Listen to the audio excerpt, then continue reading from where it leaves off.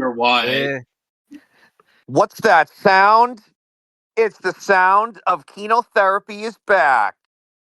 Yes, we'll go back to a more basic schedule now, I hope. Yes. Yeah, we should have a more basic schedule now. Fortunately, summer's over.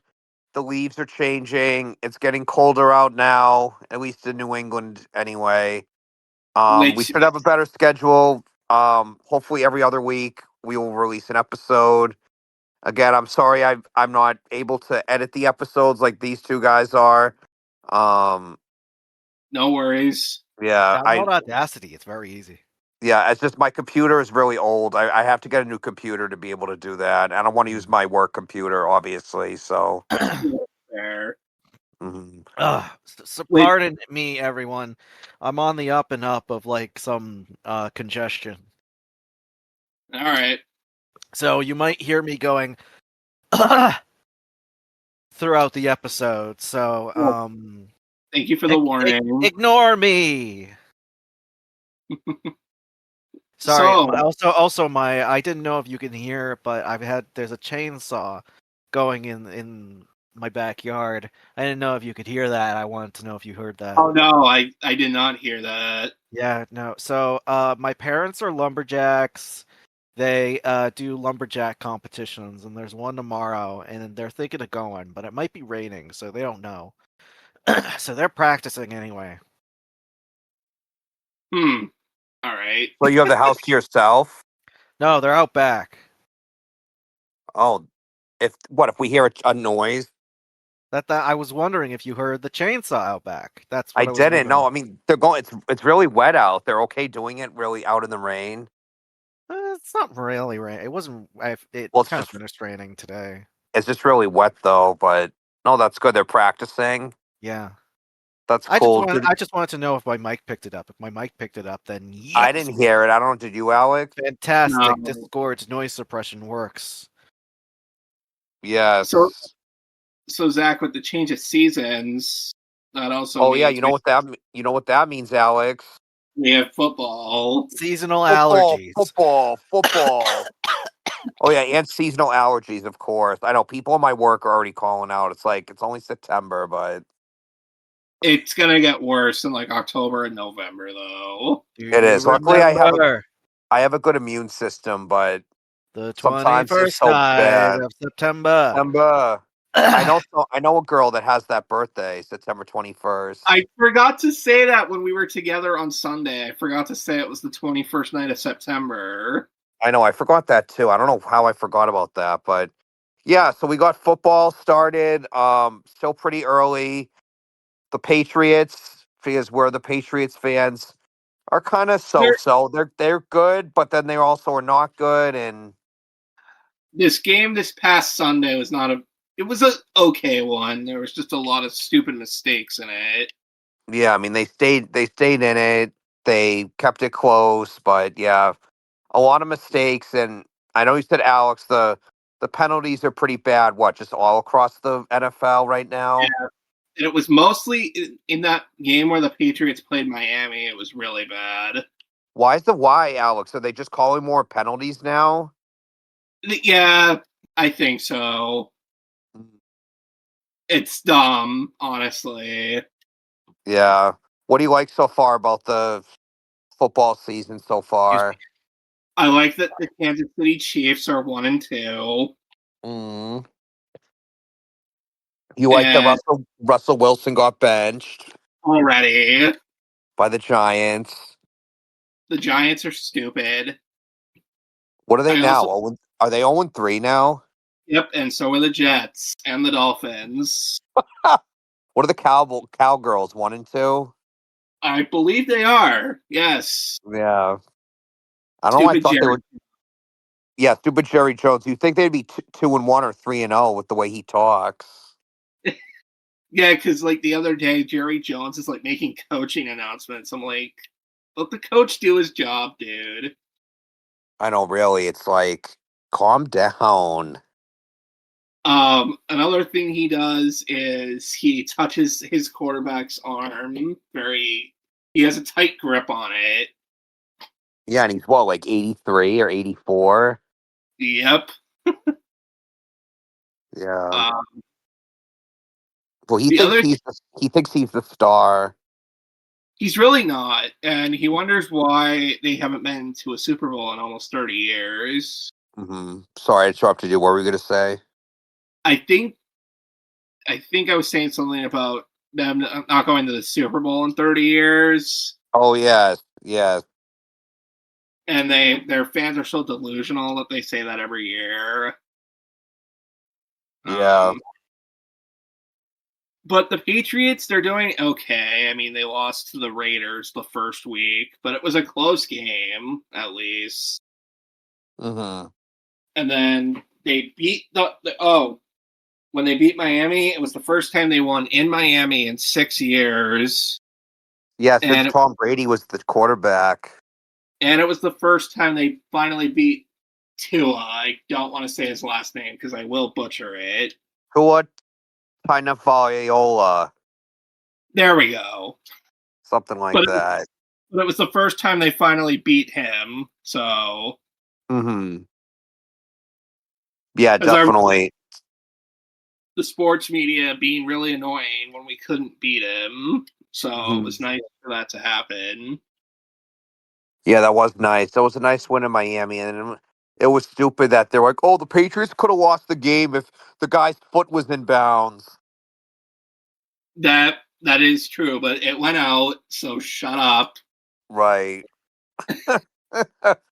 And if it wasn't Yeah. for Antonio Gibson, they'd probably be 0-3 right now. So Mhm. And then, yeah, and I mean, I feel like week one they could have won, but it's just their defense like fell apart. yeah, and I just hope the defense gets better. And then, yeah, this past week the defense wasn't great, but the offense made a lot of stupid turnover mistakes. It's evident that the Patriots need Christian Gonzalez back in their defense, and Mike Right. Vrabel even said there's a chance of that happening. So Yeah, and they said if Stevenson's not good, that Henderson needs to step up a little bit. yeah, no, they're definitely gonna give less work to Stevenson, I feel. Right. But But yeah, I mean, I think, yeah, it was nice seeing the Patriots have a better record than the Chiefs after the second week, though. I know that was good. I would say if I had to give them a grade, I would say the Patriots have like I'll give them a C. Yeah, we'll see how this week goes against the Panthers. But Yeah, I mean, they're 5.5 point favorites right now. then the week after that, they play Buffalo on Sunday Night Football. Oh, that's right. They have to win this Sunday. Yep. So if they don't win Um, against the Panthers, it's gonna be Probably 1-5 or one because and they four. 1-4. If they don't win against the Panthers and Buffalo, we already know that they're not gonna win there. So Right. Right. It's at Buffalo. yeah, All and right. on NBC, so I got to listen to Chris Collinsworth lays the shit out of Josh Allen. Oh, great. And I got to stay up till 11:30 to watch the game on a Maybe Sunday not, night. because that's the Sunday we're gonna go see the PTA movie. Oh, yeah, you're right. That is true. Yeah, I'll probably only watch the first half then as I'll be tired. But like you said, they'll probably lose anyway, so But then they play the Saints, and then the Titans after that. mhm. Mike So Brady's whole team. yeah, so anything could happen. Yeah, that's the game you and I are gonna watch together, so that'll be good. Yeah. And who do you very, very early, it's almost like an early Oscars prediction. What's your very, very early Super Bowl prediction, like matchup? Okay, so I actually have Buffalo going this year, going Mm-hmm. against no, not Buffalo. Yeah, no, it is Buffalo. My bad. Um, going up against Is it? going up against Detroit, the Super Bowl it should have been last year, but Detroit shit the bed, and so did Buffalo. Hmm. So I also think it's going to be Buffalo, but I'm going to pick the Green Bay Pack. They're going to face the Green Bay Packers. Oh, not a bad prediction either. Yeah, because I feel like I originally was going to go Vikings, but the Vikings haven't really impressed me that much, so I'm going to change and go with Green Bay and Buffalo in the Super Bowl. Because I'm just sick of Philly and Kansas City in it. So, Yeah, but and I watch mean, me. but Watch me say that, and it's gonna be Buffalo, and I mean not Buffalo, and it's gonna be Kansas City and Philadelphia. I know, really, it's like, gee, I hope not. It's like, what is this going to become with the NBA Finals a couple of years ago when it was Golden State and And Cleveland every year? for like 3 years straight, right? Yeah, like I think it might even been 4 years straight. Oh my god, that was so bad. But yeah, no, I mean, even though Buffalo is a division rival, I'm gonna pick the NFC team to win that one. Yeah, I mean they had that they had that great comeback against the Ravens, so I feel like they could beat the Ravens. And I don't know, I feel like But they play Kansas City a lot, so I feel they're like gonna that they have could to beat pass Kansas them City. playing them, Yeah, I know. I hope they unfortunately. don't. I know. I hope they don't have to play them again, but they probably will because Kansas City just won't go away.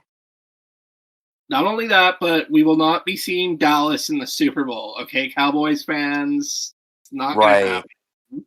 Just not going to happen. Stop trying to make Dallas in the Super Bowl happen. It's not going to happen. There we go. I think that's a good way to end it. But yeah, stay tuned on how the Patriots do and the rest of the NFL. Yes. All All right, right. what's So next? we had some news since our last episode. Matt, you want to start off with Charlie Kirk? Okay, yeah, sure. Sorry, my brother's here. You can't hear him. Okay. I had my mic up. I was talking to him. So sorry about that. Yeah. So now he's moving stuff around in my room. Huh. Just What wait are a you? second. We can edit this out. Okay, no, you don't have to. No, not the TV, Tim. Not the TV. Oh, Bad, Tim. bad, bad. No, keep the light on.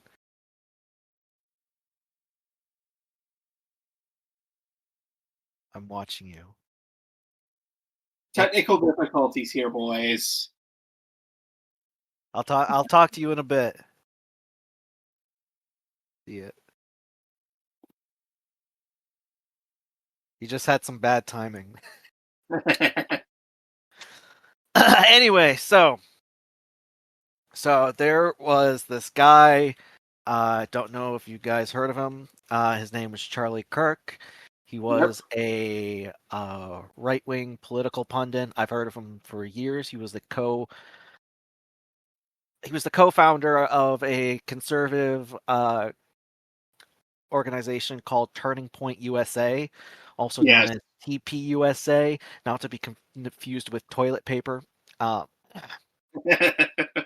But his thing was to go around to various colleges and try to bring conservatism to the youths. Yep. Yes. And then about 2 weeks So, ago. yeah, about 2 weeks ago, he was starting a new tour, and his first stop was a debate event at Utah Valley University. And while speaking, he was shot and killed. It's And unfortunate. yeah, and the video was on Twitter. I saw it. It was on Twitter, It was right? yeah, it's online. It's gruesome, you know? He was just damn. It was very unexpected. If you asked me, what person do you think is going to be assassinated this year, I probably wouldn't have thought Charlie Kirk. Yeah, You know, could have been a wide variety of people, but I wouldn't have expected Charlie Kirk. yeah. So anyway, there was a wide outcry of condemnation of political violence even before we found out who the shooter was, and people grieving and saying things about freedom of speech because the whole thing was, he was shot for his beliefs. He was a right-wing conservative, an advocate for Christian nationalism, and a lot of stuff with that. So a ally of Donald Trump. He knew Trump personally too. So Mhm. he was on the right-wing side of things like LGBT rights, civil rights, abortion, and ironically, gun control. Well, that's what he was talking about before he was shot. Yep. Was gun violence. Yeah. An outpouring of grief came from the right-wing sphere, obviously. Donald Trump actually officially announced his death, which that's something. Yeah, no, you never see that. He leaves behind a wife. Her name is Erica, and 2 children, which now to me, uh, you know, I didn't personally like the guy, but I do feel very sad for his 2 children, which is the one Exactly. like very emotive thing in this whole situation that I'm very sad about. The fact that Right. Exactly. the fact that he won't be there and he won't be able to raise his children, who are very young too. So, uh, which I think is sad. So, It and is. then we get to the investigation portion, led by the FBI under Kash Patel, the man who constantly looks like he is confused all the time. Mr. Bug Eyes. Yeah. He is bungling this like so hard. At first, immediately, they said, "Oh, we have the person," and then they were like, "Oh, we just released the suspect," and then they said, "Oh, we have another suspect." But then it's like, It's like, oh, then that person's got released. It's like, well, stop lying to us that you got the guy if I they're gonna know. keep getting released. Um, Oh yeah, and I then remember that happening. That was just all happening so fast. yeah, there was a lot of things that were happening at once, and a lot of things like immediately people thought that it was a left wing shooter shooting Charlie Kirk for his right wing beliefs. Turns out that might not be true either. There were speculations that the shooter was trans, um, which, in terms of statistics, doesn't really happen that often. Most of the statistics of mass shooters tend to be white cisgendered men Right. and not trans people, of which in the last like decade or decade and a half there's been enough that you can count on one hand of trans shooters. And then they kind of pivoted, saying that there was trans ideology engraved on the bullets. Turns out that wasn't true. But they did find in the place where they say the shot took place, they did find some shell casing that did have some engravings. Let me look up what they are. I don't remember off the top of my head. Charlie Kirk shell casings. This is funny. Something about like Oh yes, hold on. look over there, fascists or something. Okay, so which is from a video game, I think. Which is so stupid when you think about it. Yeah, it's like you shot a guy from with engravings from a video game. there was one that was empty, and that was the one that was notices bulges. Oh whoa, what's this? Mhm. So that was apparently the one that Charlie Kirk was shot with, which is very funny and very cringe. Um, there was a But one that said Bella Ciao, Ciao Bella. That one that said "Hey fastest catch," and Oh yeah, then a that's what I bunch was of thinking of. up down, which is basically a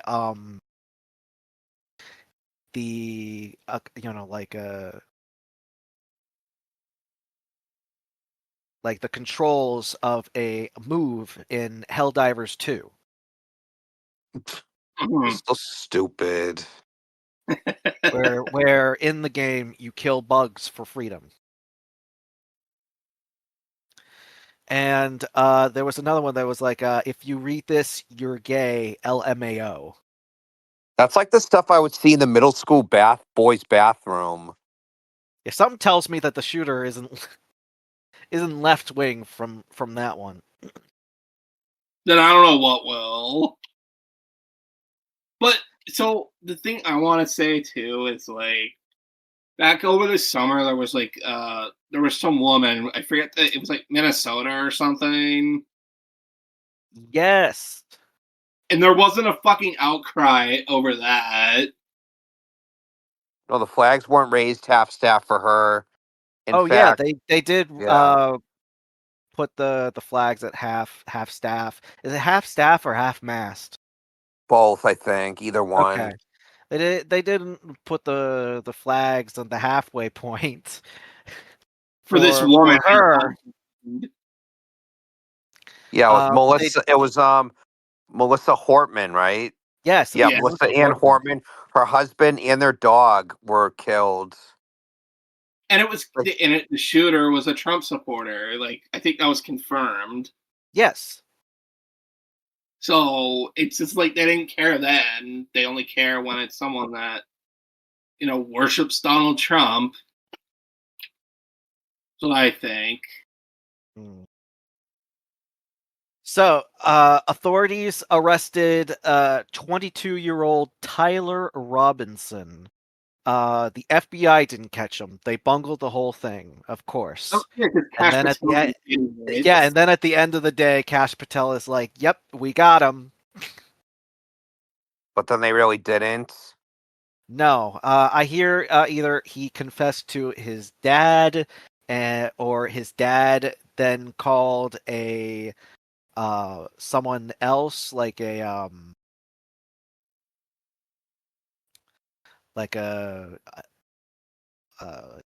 a youth pastor or something along those lines, who tried to convince him to turn himself in. I don't know. I've heard different stories about how he was eventually turned in, but something along those lines. Hmm. So it's suspected that that he is the shooter. He did go to Utah State University, and but he eventually dropped out. He comes from a very gun-toady kind of family that it's kind of like a right wing, although it's believed he's not affiliated with any party. His political beliefs are either unknown or inconsistent. Like they're not very like all over the place. So he might just be just internet poison, like a touch grass I know. meter. And then poor Discord, which we record this on, got roped into all this. Oh yeah, apparently he confessed to a bunch of his friends on Discord, allegedly. Huh. Oh, and also it's believed that he had a relationship with his roommate, who is suspected of being a trans woman. I'm not 100% sure if this is confirmed or not. Still,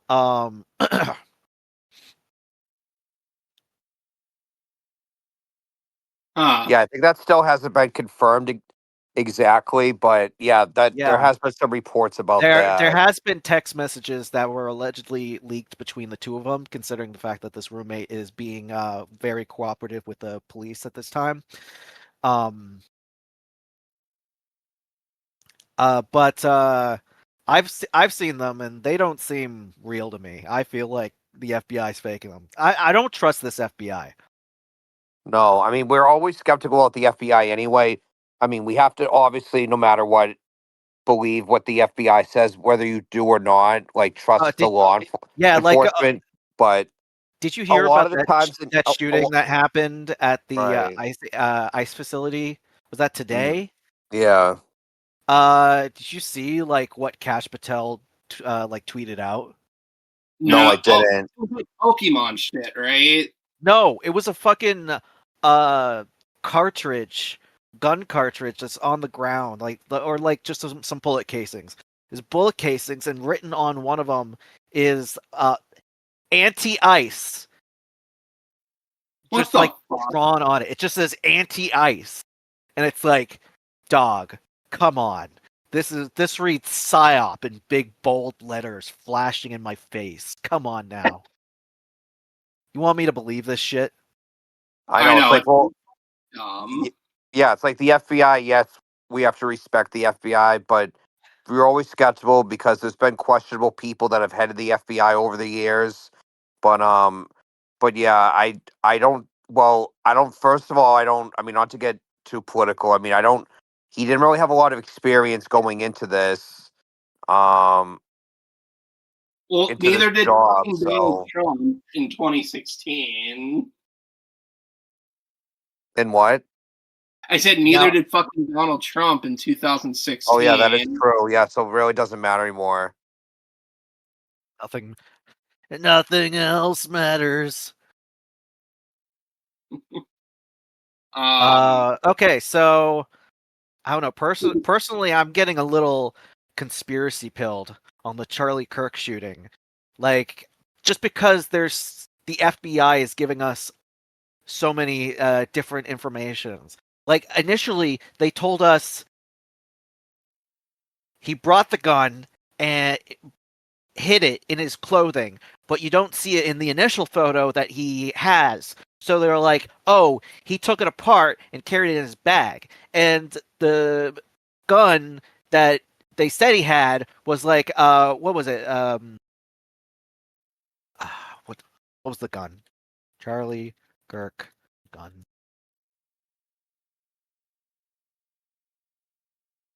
So you think, Matt, that he planted What is the or plan? somebody planted anti-ice on the thing? On the on in the thing for the ice thing. I mean, who knows at this point.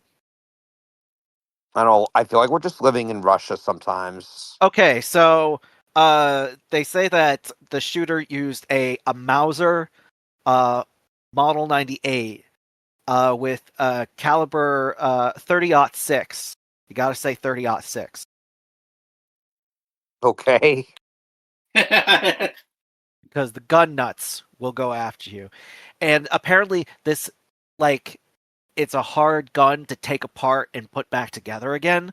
You have to really be in the know about the Mauser to know how to put it back together. So allegedly, he went to school with it hidden in his clothes, and then when he got there, he took it apart and put it in a bag. He goes on the roof and puts it back together again, immediately takes apart after shooting Charlie Kirk, puts it in his bag, runs off and jumps off the building, allegedly, according to video, which we don't know if it's real or not, and then goes into the woods, puts the Mauser back together again for the authorities to find. I find that hard to believe, but I don't want to be too conspiracy pilled on the podcast today. but this whole thing led to something with Jimmy Kimmel. Oh yes, friend of the pod, Jimmy Kimmel. As we all know, Ben's Yes. favorite person. Yeah, so we talked about his his friend Stephen Colbert the last episode. So this is like almost like a continuation in a way. You want to take it away, Zach? Yeah, sure. Yeah, I um I talked about last episode how Stephen Colbert's removal from his show may have been politically motivated because his critiques of the current president, and also in the last few years, Jimmy Kimmel, who hosts Jimmy Kimmel Live on ABC for the last 23 years or so, has came under fire last week for comments that he made about Charlie Kirk. So what he originally said was that he was talking about how MAGA and the far right was trying to make was trying to make Charlie Kirk's shooter to be like this liberal far left person to score political points and to make themselves not look bad, like, oh well, he didn't support us, so that means that the shooter had to be a liberal nut. And what ended up happening was a lot of people took that to be offensive. Some people even said that Jimmy Kimmel's making light of Charlie Kirk being killed, and all this stuff. So, and just to see if I can find the quote, one second. It was like something about Donald Trump being in like the fourth stage of grief or something. Oh, I Yeah. have the quote right here if you want me to say it. Oh yeah, sure. Then I can continue. All right.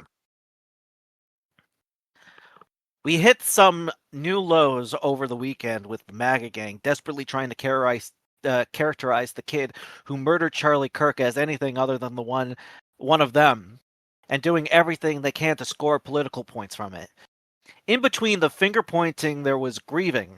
On Friday, the White House flew flags at half staff, which got some criticism, but on a human level, you can see how hard the president is taking this.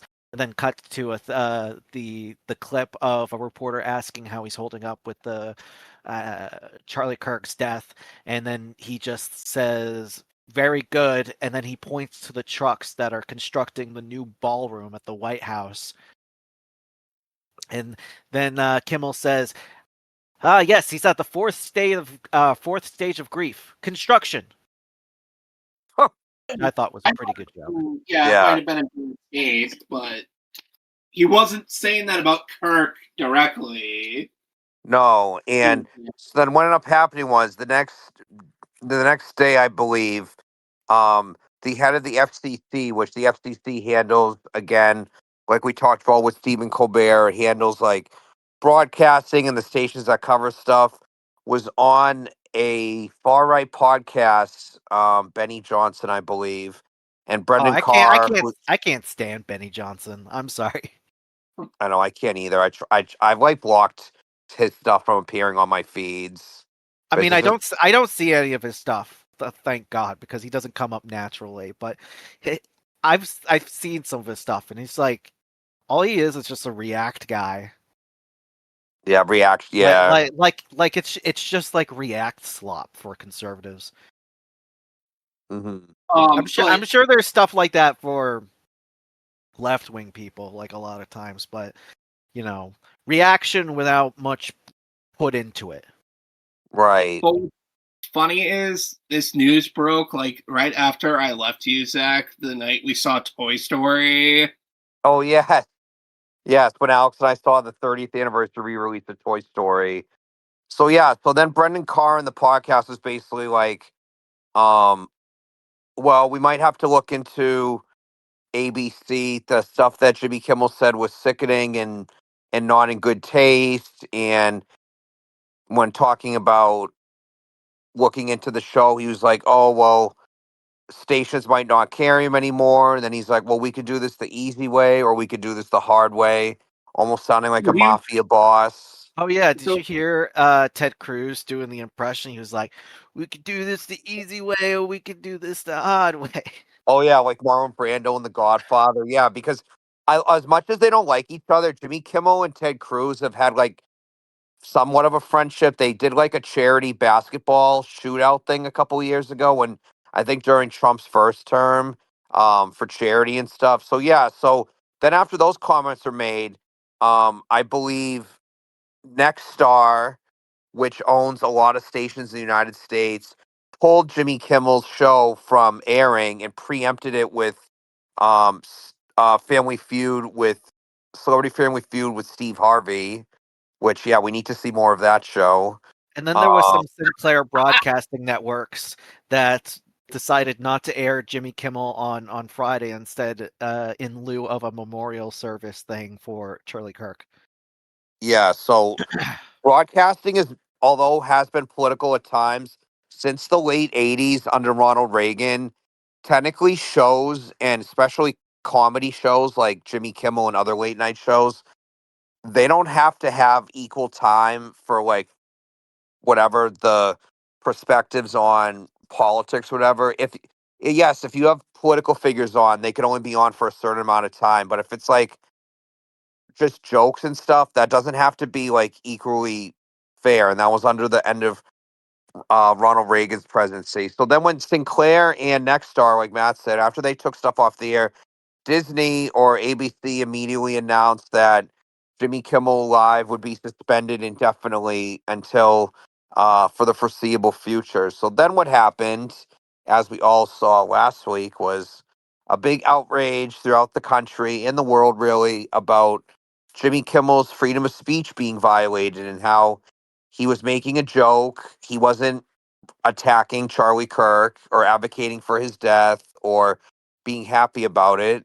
But really, actually, all along, Jimmy Kimmel was actually right that he they were using his death for political points and trying to point fingers and everything. So he also was Yeah, just giving his apparently opinion. online, like a lot of in a lot of First Amendment cases, there are a lot of people that are being doxxed because of their opinion on Charlie Kirk.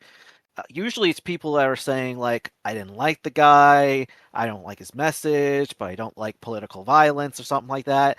And they were like, yeah, you should be fired. We're gonna but dox guess what? But guess what? Stupid Donald Trump did. He made it about Jimmy Kimmel's ratings. There's even Yes, like a because Donald whole Trump thing. is still obsessed with TV ratings after all this time. There's even like a whole website of people that are just like doxing people that have said something they didn't like about Charlie Kirk, which is not cool. I even saw someone get arrested in Texas for I don't know, taking down a sign for uh Charlie Kirk in their college complex dorm room or something like that. Mm. But Even then in anyway, jump to yesterday. Hold on, actually, one more thing. Didn't they have some football games with memorials for Charlie Kirk on the Jumbotron, Alex? Yes. Man, I thought we were gonna have politics out of sports. I know, You know what I mean? especially after the whole take a knee thing with the Yeah, NFL. I was about. I That's saw what it. Donald Trump said. I know you tweeted something like about how it's bullshit that they gotta have Oh no! Charlie It was Kirk's on the jumbotron. I was gonna no. tweet a pic like I thought politics should be. I thought football should not have any politics. With a So, close up of Colin Kaepernick being like, "What?" so anyway, what happened was there were teams that chose not to honor, right? Yeah, So this guy on Twitter, he's like, "Oh, these teams suck for not doing that." And I posted a GIF of Judge Judy saying, "Who cares?" I But feel like yeah, if you want to honor him, like whatever. I mean, like I It's like said, it's not like against the law if you don't. Yeah, it's just weird to have it on like just a But I random remember football that whole game. I remember that whole thing with Colin Kaepernick and how annoying Donald Trump was about it. He was saying like if you do it, like you're a son of a bitch that needs to be fired. Yeah, he's never liked freedom of speech. The president has never been. He is the most anti-freedom of speech president of all time. Like Except it's first stuff for him. yeah, it's always stuff Yeah. for him. Suing Bill Maher over a joke, suing Ann Seltzer over a poll. Yes, all these Just lawsuits. threatening television licenses for places like CNN or MSNBC.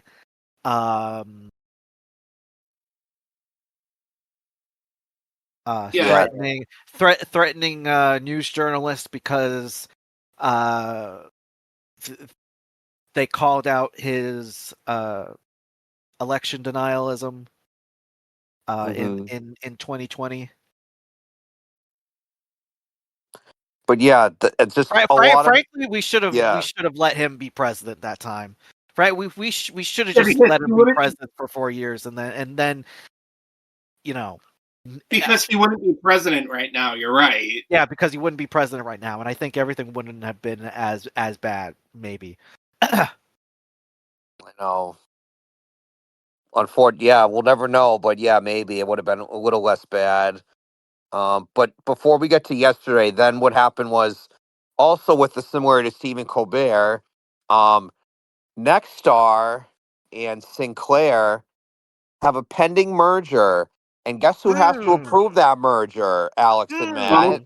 Hmm. Donald Trump. Oh, the president. Bingo. Isn't that a So coinkydink? yeah, what a coinky-dink. So because of public backlash over the weekend, thousands of people were saying they were going to cancel their Disney Plus and Hulu subscriptions. People were going to boycott ABC and going to the Disney parks. Um, There were people, celebrities that even said to boycott, get Disney, and yeah, to like cancel the the original Disney Plus writer of subscription. right, like the original writer of Lost. I think his name was Damon Lindelof. Said he would never work with Disney again if they didn't put Jimmy Kimmel back. Olivia Rodrigo, she backed out of performing at some premiere thing because of Jimmy Kimmel Live being suspended. And then a day before the big news we're going to get to, 400 celebrities in Hollywood signed a letter, not a threatening letter. Especially we've had some, so we know some bad celebrity signed letters in the past, but this was a good one. It was positive. It's just that we stand with free speech and against censorship, and we hope that Jimmy Kimmel Live comes back. People like Tom Hanks, Meryl Streep, Florence Pugh, Robert De Niro, um, a lot of the high profile celebrities, about 400 of them, wrote a letter supporting Jimmy Kimmel. And then on Monday, about a couple hours after that letter was done, and after Jimmy Kimmel and also his lawyers, and whatever agent met with Bob Iger and I think Dana Walden of they're the like high ups at Disney. After having conversations with them, um, Disney announced that Jimmy Kimmel Live would return to the air on Tuesday, September 23rd. So yesterday, yesterday as of recording this, he returned on his show. A lot of people are really happy. Unfortunately, Nexstar and Sinclair said they were still not going to air Jimmy Kimmel until negotiations were made for bringing him back on the airwaves for them. And Jimmy Kimmel came back last night to big applause and cheers from his audience and probably from people in the country and around the world. And he opened up with the show in tribute to Jack Parr from The Tonight Show in 1960. He opened up his monologue by saying, as I was saying before I was interrupted, There was and then something just, that oh, go ahead. There was something with Jimmy Fallon where his dad thought he was the one that got his show suspended. Oh yeah, the two Jimmys, but people still get them confused after all this time. Well, why did they have to have the Jimmy? Two Jimmys, two late night Jimmys. I don't know what just happened that way. I don't know. Um, but just going back to the Charlie Kirk stuff, then just some highlights from his monologue. Jimmy Kimmel said, getting emotional and tearing up at times, said, it was never my intention to make light of the murder of a young man, being Charlie Kirk. I don't think there's anything funny about it. I posted a message on Instagram of the day he was killed, sending love to his family and asking for compassion. And I meant it. I still do. He Nor was never it my made a intention. joke about. He never made a joke about Charlie Kirk at all. He was just. No. He said one thing about how people were making light of his death to score political points, and then made fun of the president, who he then called very thin-skinned, very thin-skinned.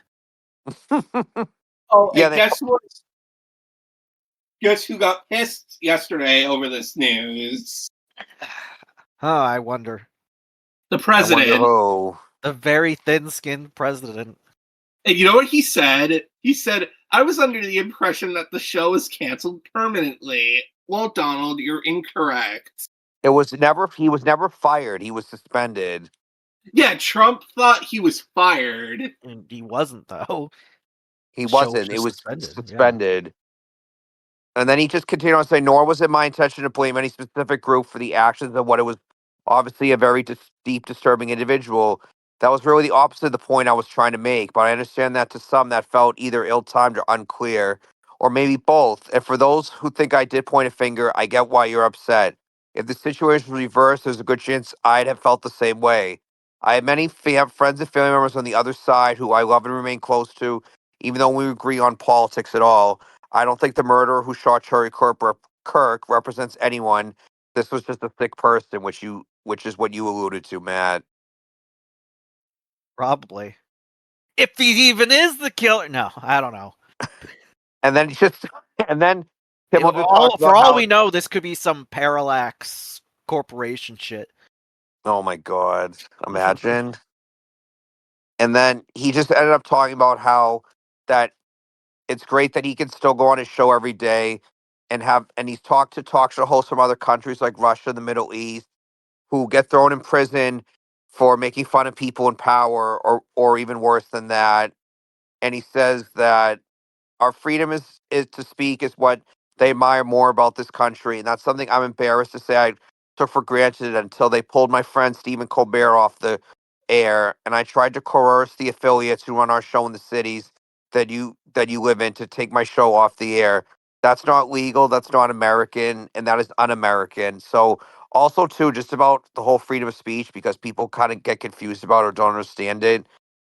Freedom of speech really comes down to the government, your relationship with the government. If the government tells you not to say something, that's illegal. But if it's like your workplace or I don't know, But your if it's like family, like if you said something and then the consequences lead you to being like fired from your workplace or being shunned by mhm, your family, that's like on you. That's not on the government. right, That's not being censored. It may be it's censorious, but like you aren't. It's basically your consequences, and they're a private entity. Like they can do like a corporation. They can do what they want in their case. But we're looking at someone in the government threatening the corporation, and then the corporation uh, being compliant. Hmm. yes, yes, Which, I don't know, very blatant freedom of speech violation, if I you just, ask me. yeah, I just, that's probably. Oh, go ahead.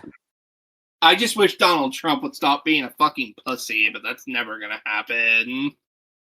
Yeah, and just yeah, I mean, he had a really good case against the free speech, and the government literally restricted him from what he was saying. And he was making a joke, and it wasn't even a joke that was condoning violence or anything like that. And also too, why I think really what Disney brought him back was that apparently from some things that I read that through the last couple days that Jimmy Kimmel wasn't on the air, um, combined with their stock prices going down and people unsubscribing from Disney Plus and their streaming services, Disney lost estimated almost $4 billion in market value.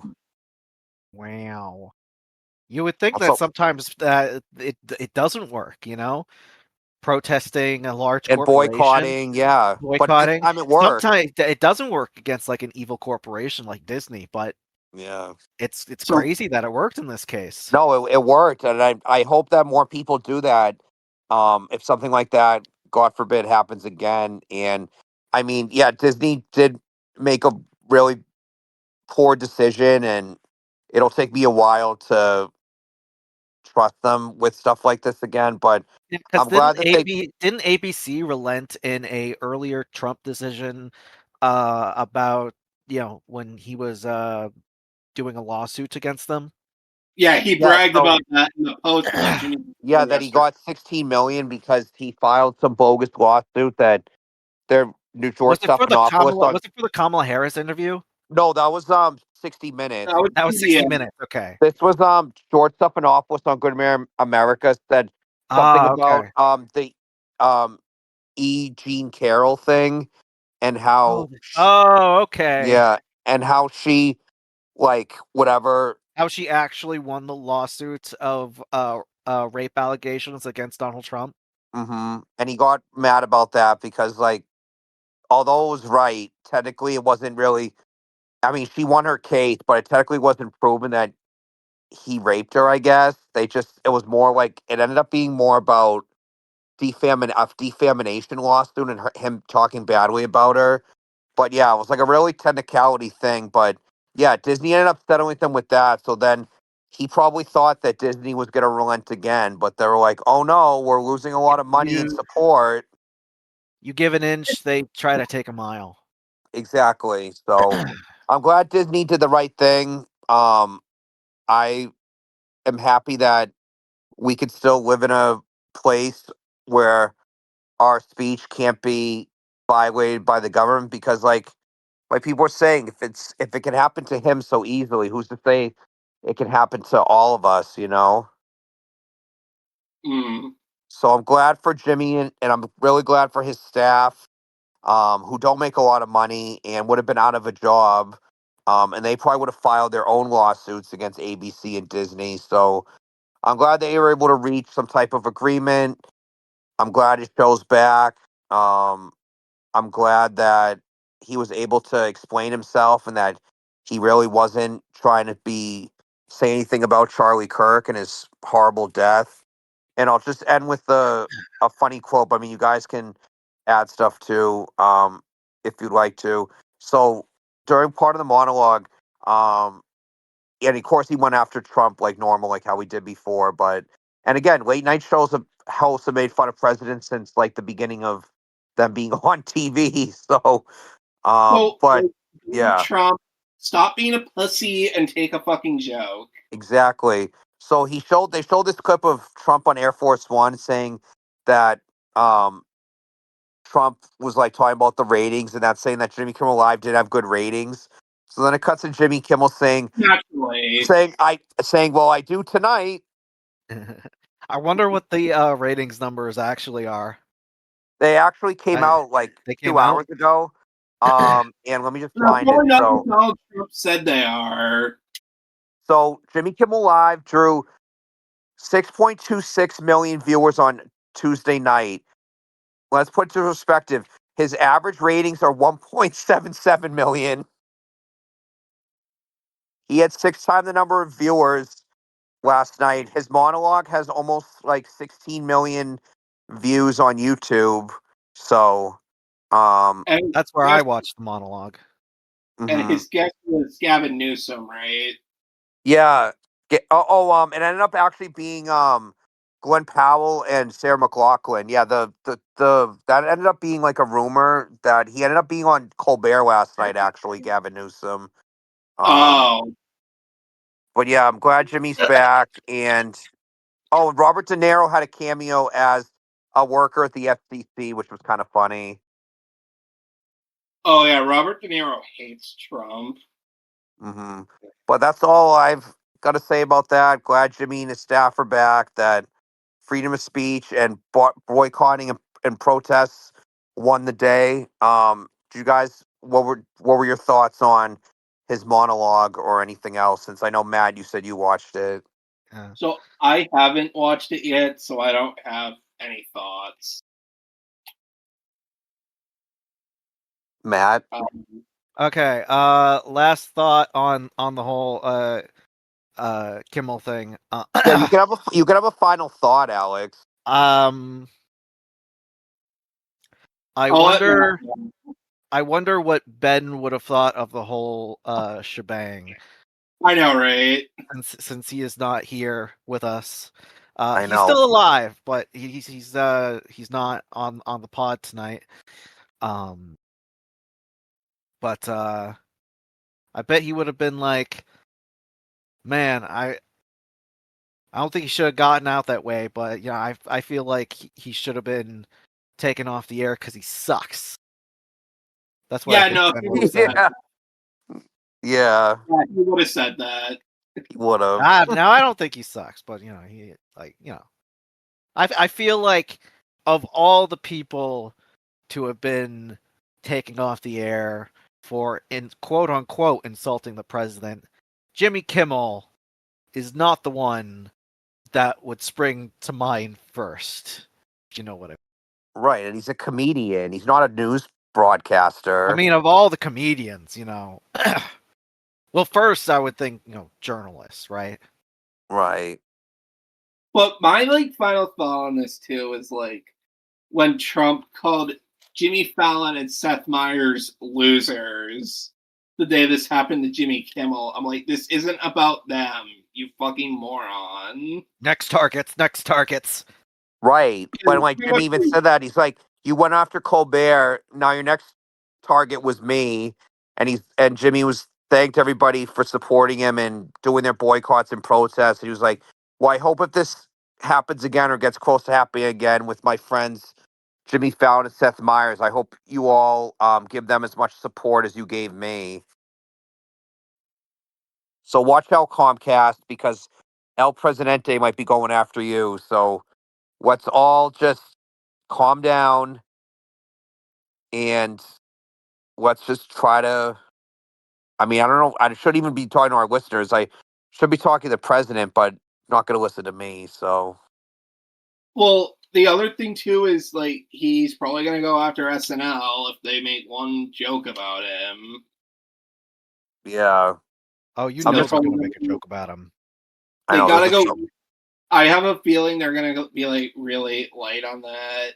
Unfortunately, We'll see, but sometimes they go like even a little too far. But it's not um, like. Well, no, he shouldn't be. Well, the president shouldn't be worrying about things like that. They're far more important issues for him to be worrying about, but he and doesn't do that. exactly, just this whole like. Yes, we feel really bad for Jimmy Kimmel. This is really attack our freedom of speech, but I also think it's kind of sad our society. Like this was the top news story for a week, as opposed to there's like two major wars going on. Um, Poverty's really bad. Um, I just feel like it's just kind of our a reflection of our society, like that we're really like our top concern is a talk show host potentially losing his job over like other major things. It's just like Yeah, like the price of groceries, right. electric bills going up, the cost of living is incredibly high. No one's able to afford anything. People are being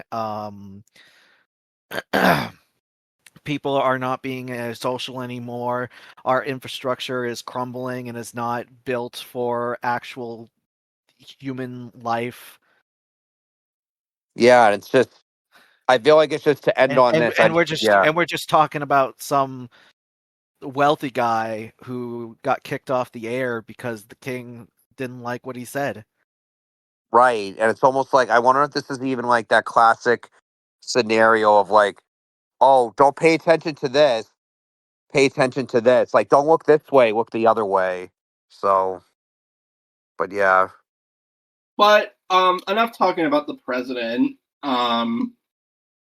So these guys finished their Godzilla marathon recently. So we We started. did. We Yes, we did. did. Oh It yeah, was we never very talked good. about that. Yes, It was thank you, very fun. Alex. Yes. You're We did welcome. Destroya!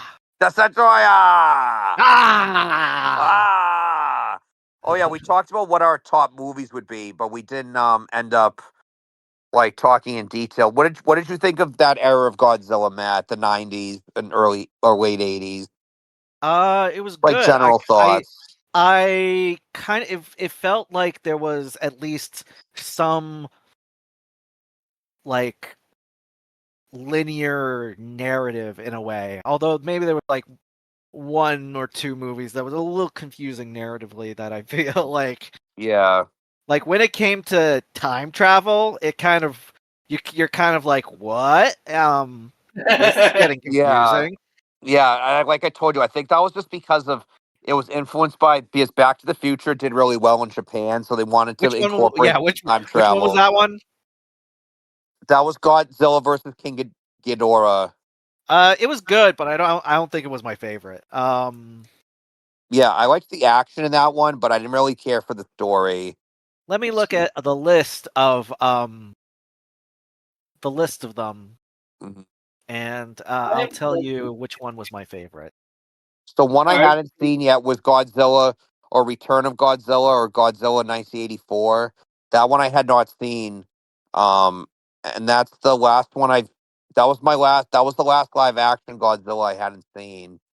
Yeah, So I think unfortunately my for What me, favorite one might be Godzilla versus Mechagodzilla 2.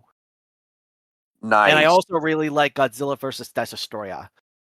Yeah, Godzilla versus Destroya was probably my favorite. But I would say the one I most improved in liking was Godzilla versus Mechagodzilla 2. It was almost like how I think I told you, man, when we watched Ibra the sea monster, how that one I ended up liking a lot more than I remembered, and that's how I felt about Godzilla versus Mechagodzilla 2. Because I think we both agree that that one was the most reminiscent of the classic ones from like the '60s and '70s. Oh yeah, definitely. Even like just the settings and stuff. But yeah, it was a. so I'm glad we watched that series. Half of them were on, most of them were on Criterion, and then some of them weren't. What were you gonna say, Alex? I was just gonna say for me, I've only seen the mainstream Godzilla movies, so like the Oh, one with so mainstream. Mainstream. like the ones with the one with Matthew Broderick, and then like the one from 2014, and all the sequels following that, Hmm. and the one that I did see that wasn't, I guess, too mainstream was Godzilla -1, which I thought was very good. Oh yeah, that was my favorite movie that year.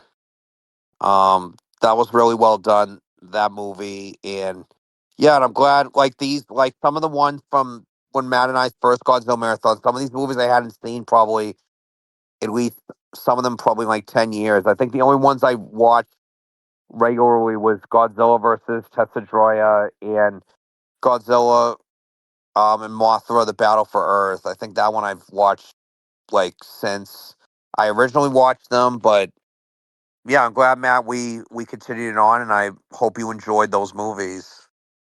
I did. Anyway, as you were saying, Alex. So we started a new marathon. Yes. Yes, we did. Yeah, so after our Godzilla marathon, we started a new marathon with Alex joining us this time. A Yes, marathon of one of my favorite television shows of all time, Twin Peaks. Twin Peaks. Dun So we dun dun So, dun dun the good thing dun. about our marathon is these two are going in completely blind. They yeah. haven't had anything spoiled about the TV No, show, even not through one thing. cultural osmosis, which is pretty good. Yeah, no, we're Twin Peaks virgins, definitely, as they But say. we saw the first 4 episodes. First for the pilot and the first 3 episodes of season 1. Hmm. Yeah, so Matt didn't tell us a lot. We gave some predictions, and stuff. But we Oh yeah, we went so we went in blind. Like Matt, it was hard because I felt bad for Matt. He was trying to tell us stuff without spoiling stuff. yeah, I can't like they have questions and I don't want to spoil it because it will be answered. Everything will be Yes, answered later on in the series. So and for and if those who stuff don't, is and if stuff isn't answered, we're like, okay, it's David Lynch, so that makes sense. yeah. Right. Oh, you might be confused when we get to the Stars series, the season 3. Oh yeah, The Return. Yeah, Oh, you'll the be one like, from like "What's going on?" That's pure Lynch. It's pure oh, Lynch. like Yeah, are you talking about the one from like 10 years ago or whatever? A little less than 10 years ago. It's like 17. 2017. So not that, like 8 years ago. Was that his Yeah. last major work, Matt? Major, yes. He did Yeah. do some short films after that, but Mhm. other than that, nothing as big as he did have a planned Netflix series that didn't go through. Shame What on the owner of is it? Netflix. I don't know. Forget Ted Sedaris. But I heard that I don't know. This might be a rumor. I heard somebody they're trying to get that made. I don't know They with might who, they but might they might release it as a book. But anyway, for those who oh, that's don't cool. But know, yeah, Twin Peaks. Twin Peaks was a television show from the early 90s that in its first season became really big because it was kind of like nothing else that was on television at the time. So the basic premise was it was a first of its kind because it was directed by a film director for a lot of the episodes, at least a couple episodes. It was the creative Which mind of film director David Lynch, one of my favorite directors, very surrealist kind of director, and Mark Frost. and this was one of the first times that a major director did network television, right, Matt? Um, Probably. I mean, there's been a lot of directors that had their start in television and went to film, Oh, definitely. like to But be established to then do television. I feel like at the time was I wouldn't say like a risk, but like I feel like like all the time now we see like I know like a decade later Martin Scorsese um did some TV work and Steven Spielberg did with Tom Hanks with Band of Brothers, and so I feel like David Lynch was ahead of his time as he was just coming off arguably probably one of his most successful films, Blue Velvet, right? yeah. That's one I So still have to watch. but yeah, I feel like at the time it was probably pretty interesting and cool for a major Hollywood director to do TV, but go ahead, continue. So Twin Peaks is a murder mystery, but it's not like a basic murder mystery that you see nowadays with a police procedural. There's elements of police investigation in it, but there's elements of soap opera that also balances it out, as well as elements of surreal fantasy that we kind of get in there as well, which And, makes it and as well as comedic levity, which makes it right. really stand out amongst a lot of shows, Mhm. as these two will see in later episodes. Right. And just for So our the listeners, Matt, this came out 1990 on CBS. right. All right. So sets the scene. So this is 1990, major network television, CBS. I think probably on at 10 o'clock, I'm assuming. I don't know. Yeah, but anyway, that's not important. So 1990 on CBS. Yeah. So, Yeah, so the plot revolves around the death of the homecoming queen named Laura Palmer, who is found one day wrapped in plastic, washed on the shores of the town she lives in, Twin Peaks. Um, a town where everyone is connected. A lot of people have secrets like infidelities, or they're planning on big business takeovers, or various stuff like that. They're behind like drug deals.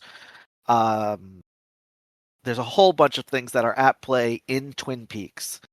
Uh, and in comes the FBI, and one of the major characters is played by recurring David Lynch actor Kyle MacLachlan, who Woo plays woo!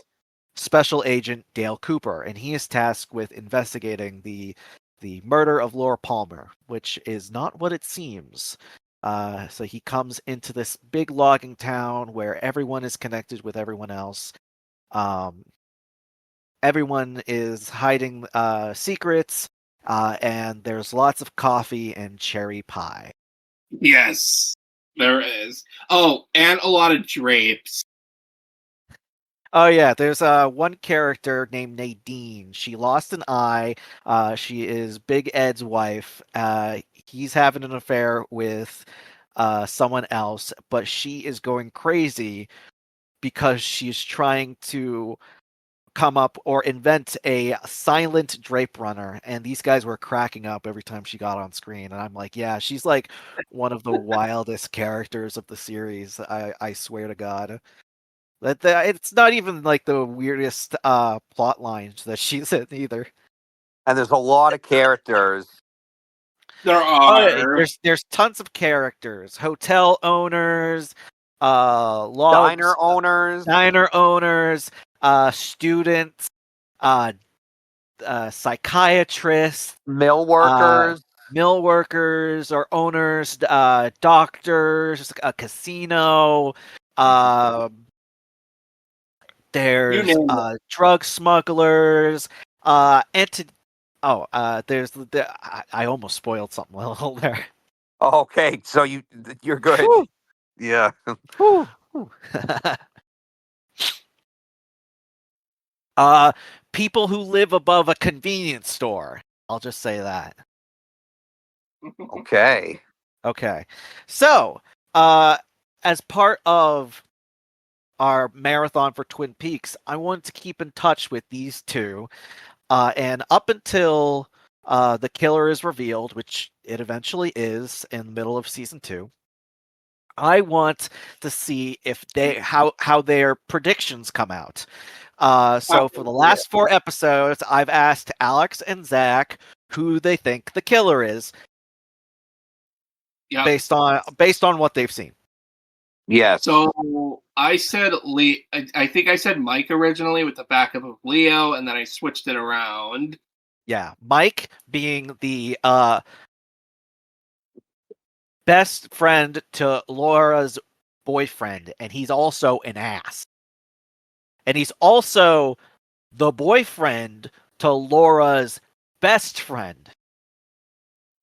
There's that. And Leo is also a douchebag, and he is the abusive husband of Shelley.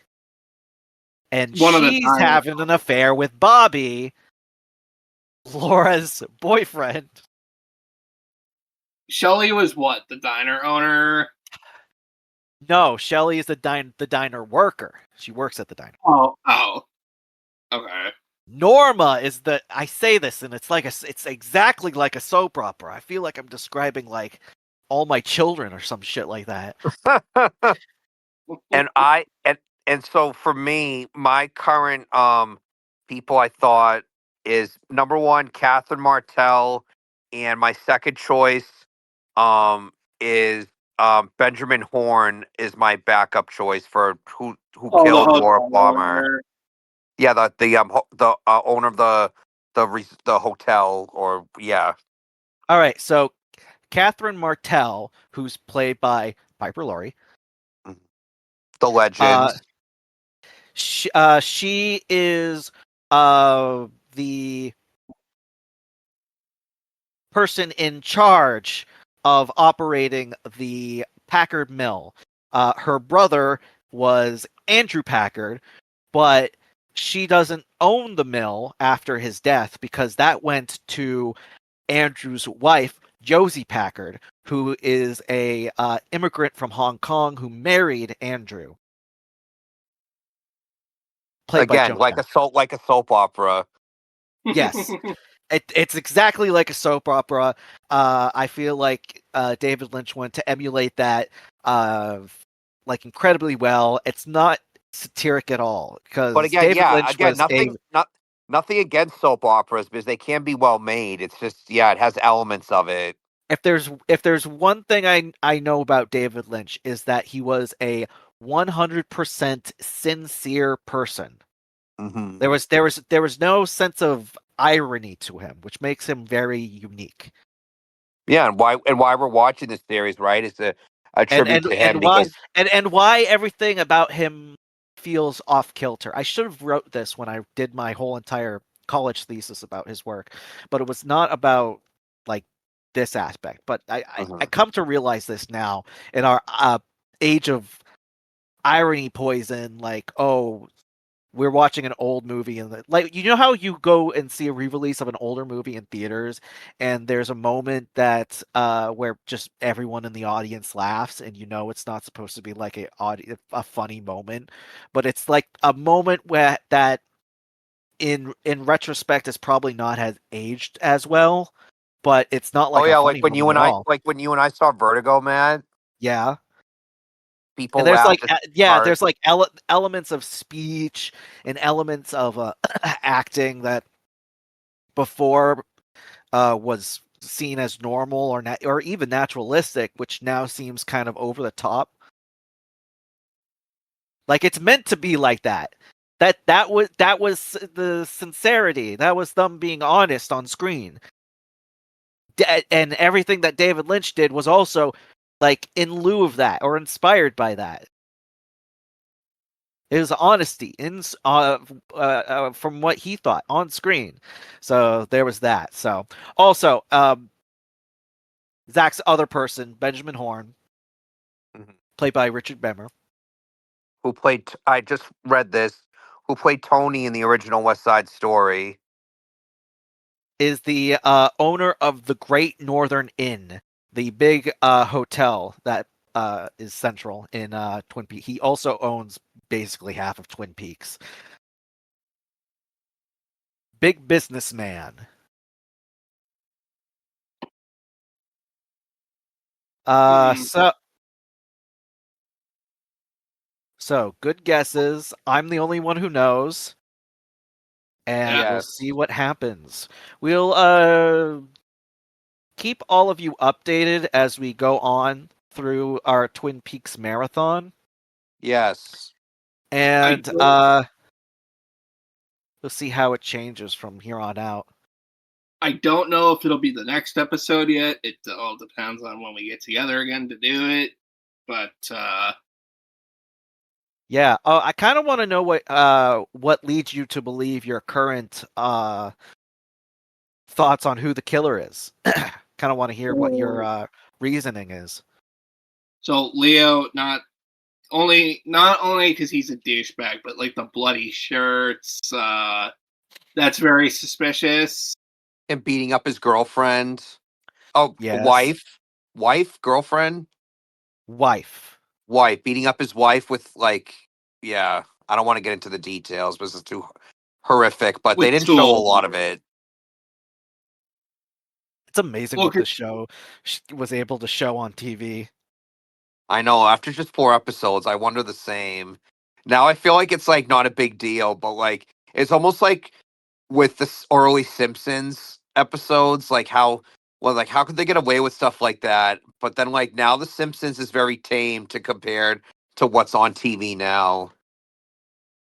but it's Yeah. like funny, like when we were watching these episodes, like it'd be like a serious scene and then it like fades to black, and we go, "Oh, that's where the commercial break would have been."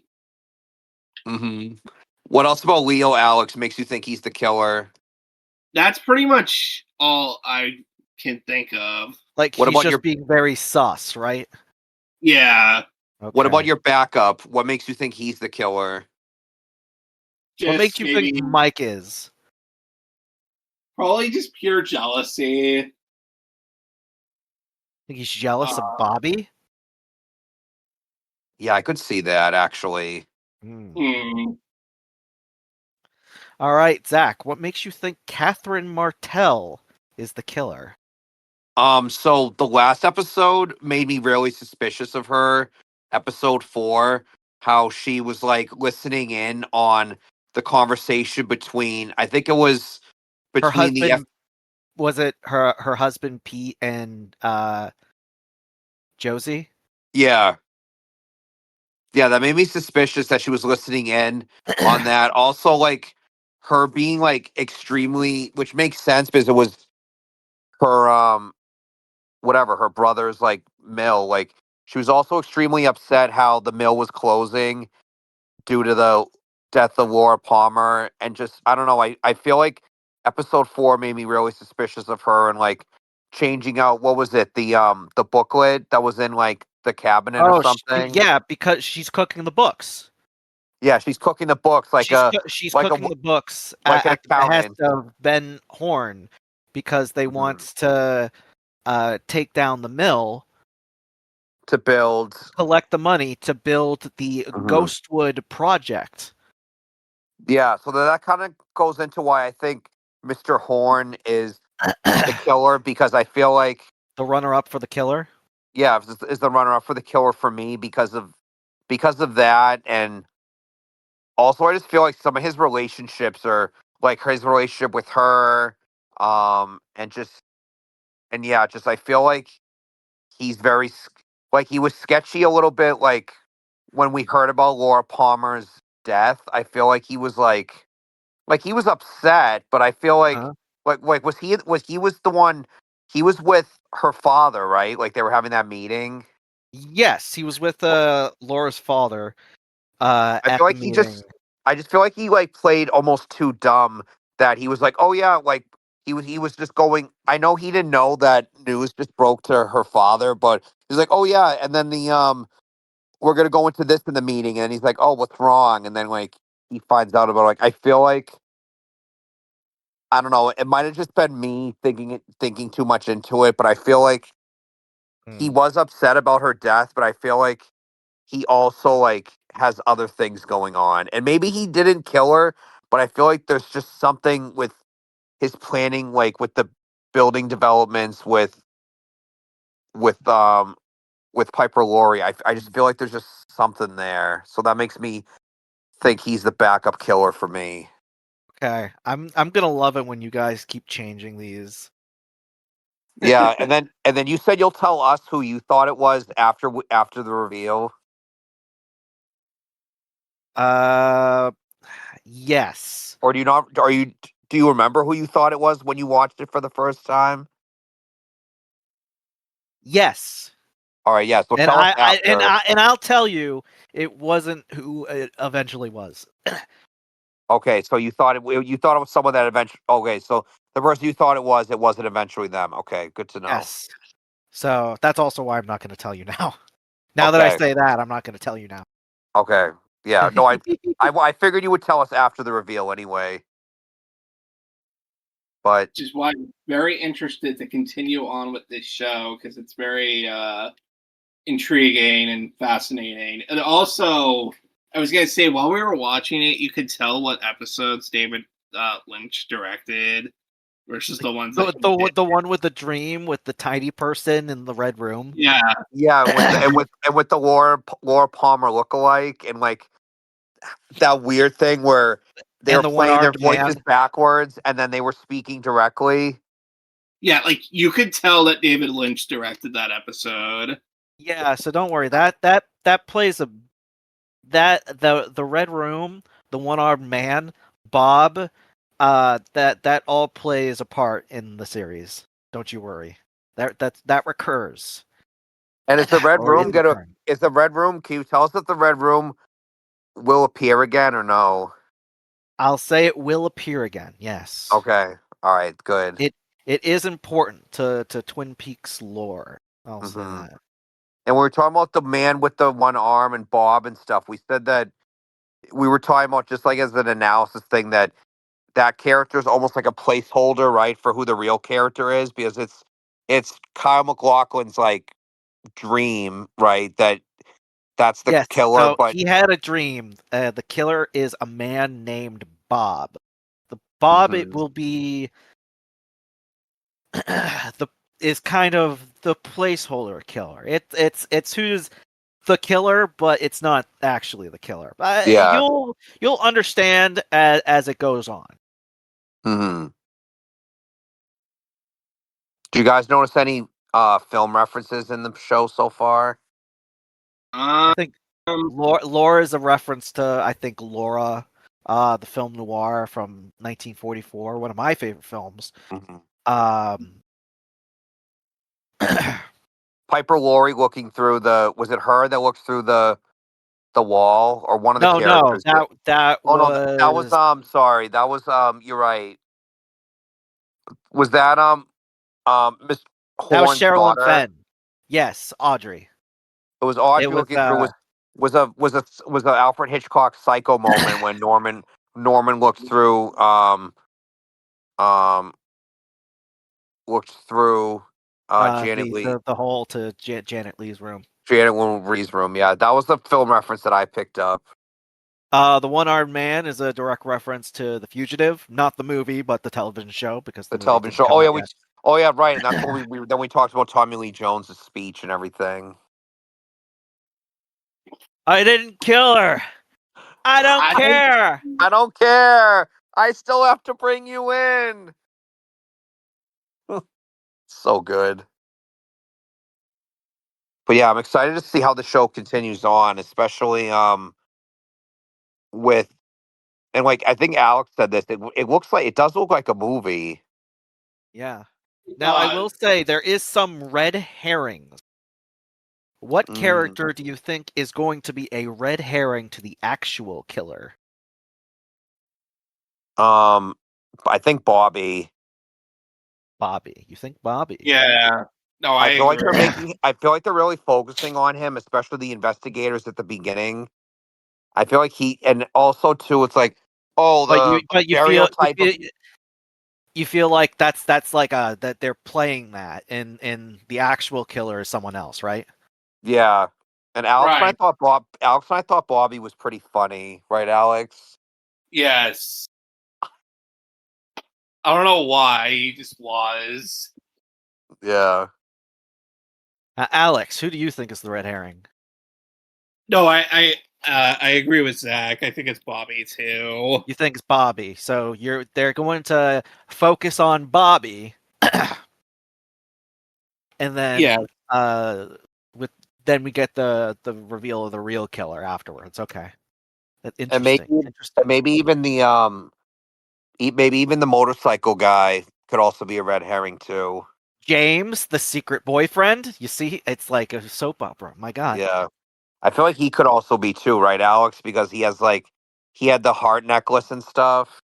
Yeah, exactly. And then for women, I mean, I thought my original pick was Donna was the killer, but then I don't know, my opinion changed after I don't even remember some stuff she did in the episodes made me think that she wasn't the killer. Um, maybe maybe maybe the drapes woman is a red herring. I don't know. It was like, oh, Nadine. it's like, oh, the weird character with the eye patch. Okay, we're gonna make people think that she's the killer because she make her look crazy, even though she's probably one of the most normal characters on the show. You know what? You're right. It's like one of those like, oh, the craziest one's actually probably the most normal one. But we do know one person or one object that saw the kill happen. The log. The log from the log lady. The log saw it. You will love the log lady.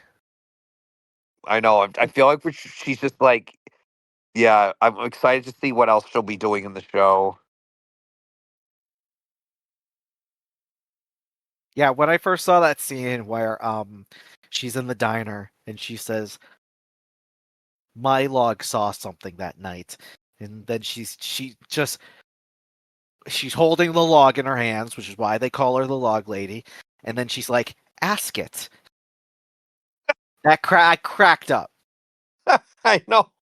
And then on the DVD, it has those intros of her introducing episodes, like it's like Alfred Hitchcock presents Yeah, she kind of gives like a cryptic message, but you said it has a to really message do with the to. episodes. Oh yeah. Now when I saw the only one we saw was for episode 3, I'm like, "Oh, okay.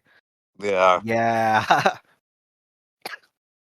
I wonder, Matt, were those like special features for like Like, I where don't did know like? if it was on the original broadcast or if it was like for DVD release or for VHS release or something like that. I don't know. Yeah, cool though.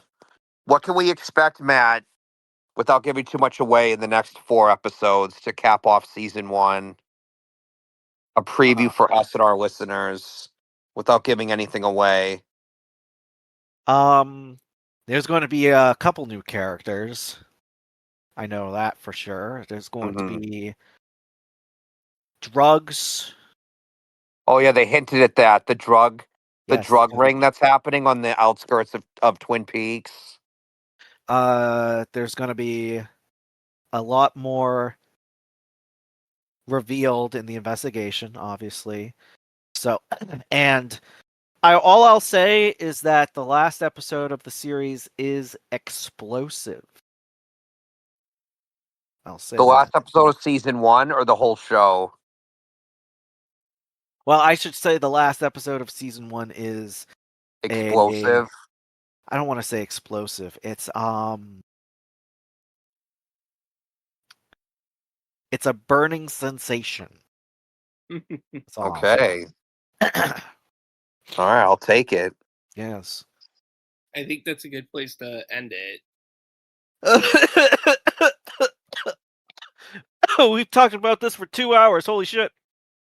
Okay. Okay. Well, we did talk about the president too, so Fuck the president. yeah, fuck him. Yeah, fuck him. But don't fuck David Lynch. Rest in peace, bro. Yeah. Yeah, what?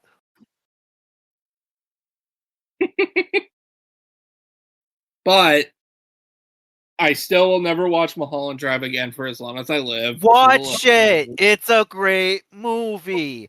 Just because you were startled by a librarian because she thought you were watching porn, that doesn't mean you gotta stay away from the movie. That just, I don't know. It's just, that You're horror. traumatized, apparently. Traumatized. Trauma. I'll probably get over it at some point. I hope so. I mean, Alex, you ended up watching Sandy Wexler again after 8 years, so You know what? That's fair. you overcame your fear. There we go. I'm gonna get better, all right? Yeah, tune in next time when we'll most likely be talking about what we're watching for spooky season in October. And if we watch Twin Peaks before the next episode, stay tuned. Yes, definitely. Bye.